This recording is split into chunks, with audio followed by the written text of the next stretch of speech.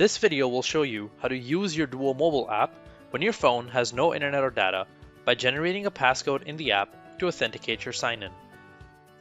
After signing into UVic with your Netlink credentials, you'll be directed to this MFA login page. If your phone does not have data or internet service, the Duo app would not be able to receive a push. Instead, select Other Options. Then, from the available list, select Duo Mobile Passcode. On your phone, open the Duo mobile app. Under your UVic account, you should see the option for a passcode. Click on the Show button next to it.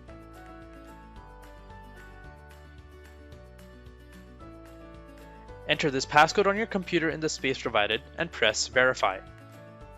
If you are signing in using a trusted browser on your personal device, click on the Trust this browser option.